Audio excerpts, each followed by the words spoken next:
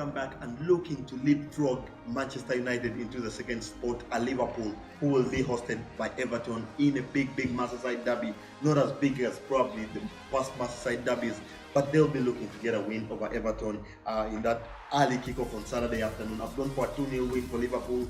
They have an eye on another very big second round tie, second fixture against Manchester City in the Champions League.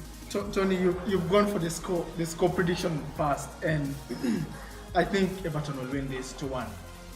Very interesting. Liverpool had a very brilliant performance in the Champions League. Everyone was excited. It was a big game for the neutrals, especially Liverpool running out 3-0 winners there. But they had some casualties coming out of that game. Of course, Jordan Henderson has been suspended for the second leg. He got a second yellow card. And also, you have to know that Mohamed Salah went out with a groin injury. Earlier scans today show that it's not a major problem for him.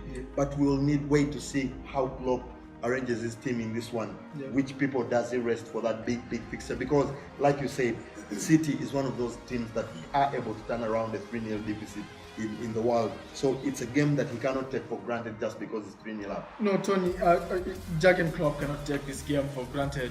But you see, a derby always means local pride. That's why Liverpool try to want to win this game. But I've looked at Everton winning this game from an angle that Everton knows Liverpool is having a game on Tuesday. It's actually on Tuesday, and yet Liverpool knows they have a better grip on the semi-final than Man City. So it's actually Liverpool looking at going to the Champions League game stronger than Man City. That's why I think Liverpool has to make a lot of changes, Tony. I will be surprised if I see Firmino starting that game. I'll be surprised if Mane starts and finishes. So it's a game where I see Liverpool will play a more weekend side, and Everton will look into that and capitalize. So Tony, whichever team Liverpool brings in, whether it's their first 11, they'll have to find a way of weakening it in preparation of the Tuesday Champions League, and that means Everton will capitalize on that and win this game. Of course, we know that Liverpool cannot afford to rest, cannot afford to go to Manchester City and try to defend that 3-0 lead. They'll probably still try to attack there, at least for the first half, like they did at Anfield. They always have a brilliant first half. I feel that they'll try to have a brilliant first half and then probably rest in the second half in this one. Everton haven't beaten Liverpool since 2010. That's 22 games in all. That's a big bad record for Everton. That's a very bad record, Tony, for any team. And these are your nearest rivals. You cannot be telling fans, we last won 14 games away. That is totally abysmal, Tony.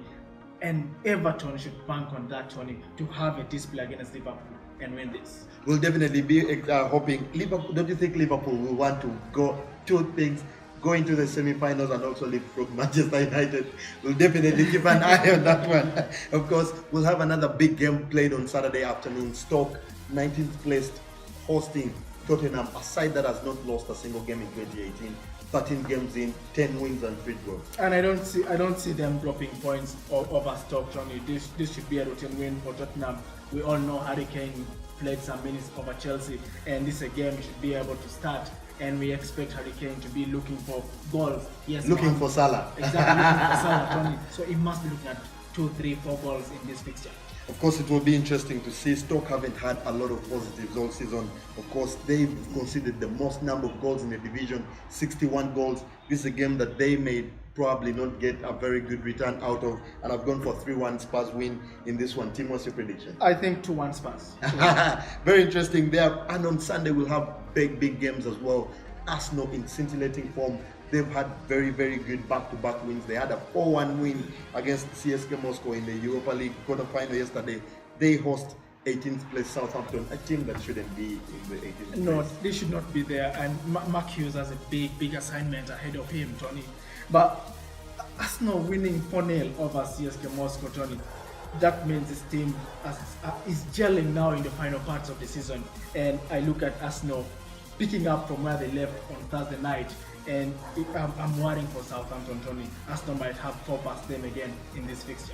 Of course, it will be interesting. Arsenal come into this one without Mkhitaryan, who had an injury in last night's game. But of course, they'll be welcoming back Pierre-Emerick Aubameyang, who was captained in that one, yeah. because his replacement Lacazette scoring 2 goals in that one. What was a very, very good performance from Arsenal players, in particular Ramsey and Ozil. They had a very, very good performance. But this is a game that Arsenal must win. Like we said, they're 5 points behind Chelsea in the league, 6th place. They must keep pushing. And if Chelsea do any kind of slip, they should be looking to capitalize. 5 points only behind. And with Chelsea, a very tricky tie. I've gone for a big Arsenal win, but only 2-1. Not only I've gone for a very massive win. I think Arsenal has a lot over Southampton, so Arsenal should win this 4-0. And of course, Arsenal will be hoping Chelsea, who host West Ham on Sunday evening there, hope that they sleep up.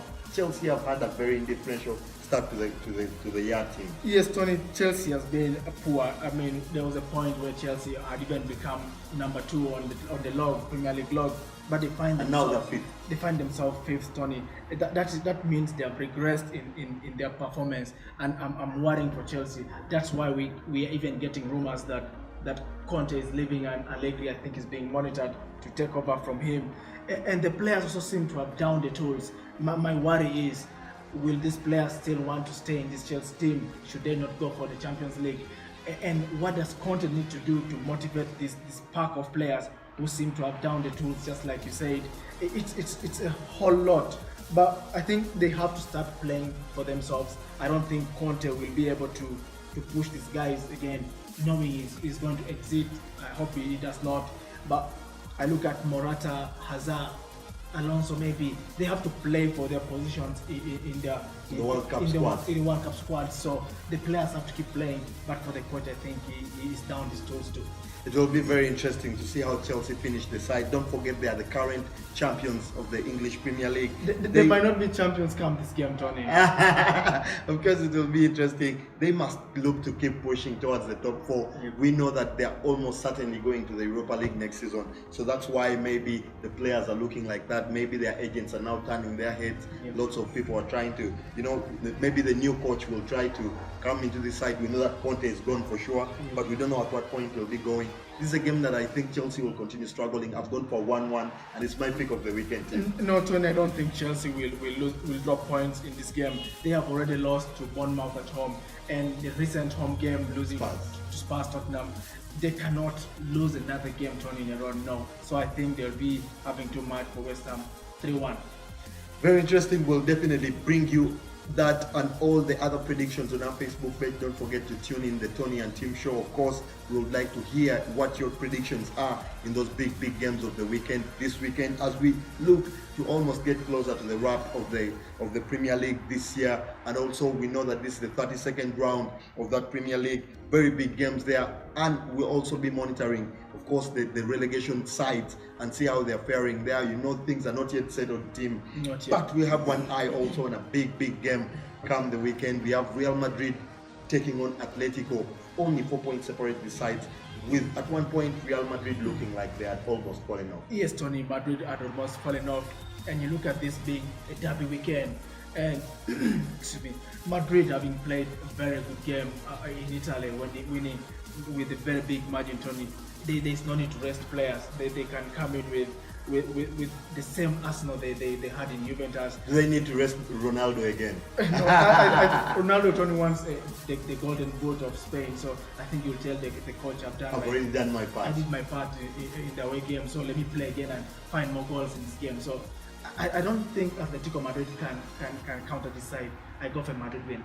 What's your prediction though? What's the score prediction? Ronaldo scored 2 goals, so maybe 3-1. Don't forget, Tim predicted that Ronaldo would score against Juventus on our show, of course. We'll be excited to bring you all that and more on our Facebook page, the Tonny and Tim Show. Don't forget to like, don't forget to click that share button to our videos, all our posts. And don't forget to subscribe to our YouTube channel as well, the Tonny and Tim Show. We'll welcome all your comments, all your feedback on the show, and goodbye for now. Goodbye.